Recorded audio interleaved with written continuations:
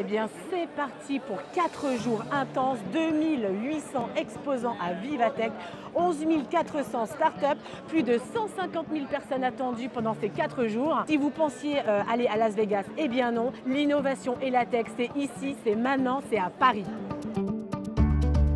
Alors cette année, Salesforce est au cœur de l'écosystème de l'IA et des startups. Justement, on sponsorise la venue de l'IA qui est juste derrière moi et nous allons tout de suite en découvrir quelques-unes. Alors suivez-moi, on y va tout de suite. Bonjour Quentin, comment ça va? Bonjour Émilie. Cédric. Alors Everdian. Everdian, Ever, c'est la continuité, c'est en continu. Et Dian, c'est le Dian de Guardian. Donc on vous protège en continu. Du coup, à l'heure de l'IA et à l'heure de la technologie, on parle souvent justement de fraude, on parle de gestion de crise, on parle de comment se prémunir des risques pour une entreprise. Qu'est-ce que Everdian? Everdian, c'est une solution d'intelligence artificielle spécialisée dans la collecte et le traitement de données hétérogènes en temps réel. Ça permet d'identifier des campagnes de désinformation, d'identifier des mécanismes de fraude, d'identifier des événements liés à la sûreté et à la sécurité des biens et des personnes, et puis tout autre type d'événements négatifs en temps réel et sur la base de signaux faibles. Est-ce que tu peux nous raconter justement un cas d'usage pour une entreprise?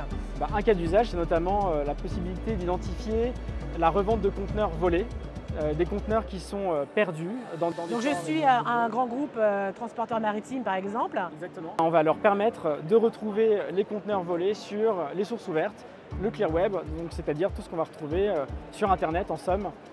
Tous les canaux de revente de conteneurs de seconde main. On va faire l'analyse de ces petites annonces, identifier les numéros de matricule des conteneurs en temps réel sur les petites annonces et puis remonter dès qu'un conteneur match avec un conteneur perdu quelque part dans le monde.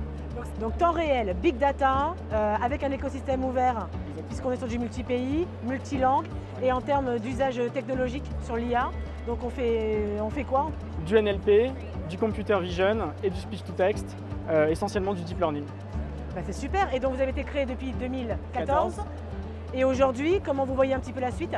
La suite, tout se passe très bien pour nous. On a la chance d'être sur Vivatech aujourd'hui avec une belle visibilité. On a la chance de se rencontrer.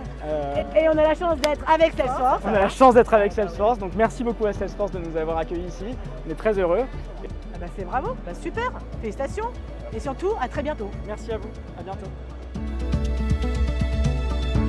Alors on a vu l'IA au service des métiers et du business en parlant de gestion de crise, de gestion des fraudes et de cybersécurité. Et bien maintenant, on va regarder comment l'IA sert l'humain. Et justement, je suis avec Biped et Maël Fabien qui a mis à profit ces technologies pour les porteurs de handicap. Alors raconte-nous un petit peu l'histoire de Biped.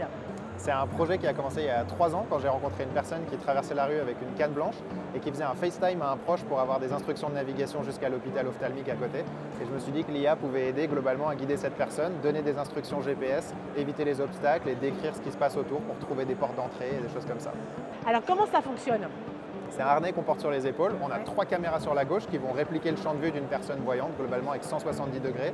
Un petit ordinateur embarqué avec de l'intelligence artificielle. Il faut le recharger? On est sur 3 heures en utilisation continue, donc 3 heures de marche. Donc généralement, ça couvre largement une journée d'activité. Et dès qu'on n'en a pas besoin, on pose l'appareil sur le côté. Et globalement, en termes de fonctionnalité, il y a de la navigation, GPS, virage par virage. On porte des écouteurs autour des oreilles à conduction osseuse et on entend dans 20 mètres tourner à droite à 14 heures. Ensuite, après ça, on a la détection d'obstacles. Donc, on va pouvoir entendre bip, bip, bip, bip, bip quand il y a un obstacle qui se rapproche. Et dès qu'on a besoin d'informations complémentaires, on double-clique ici. Et en fait, il y a une description de scène qui se lance et qui va nous permettre de décrire ce qui se passe devant. C'est quoi le type d'obstacle, où est la porte d'entrée ou le passage piéton, par exemple. Et donc, comme quoi, dans l'IA, il y a de la joie et c'est au service de l'humain. C'est bien ça? Exactement. Merci Merci pour tout. À très bientôt. Merci de votre visite.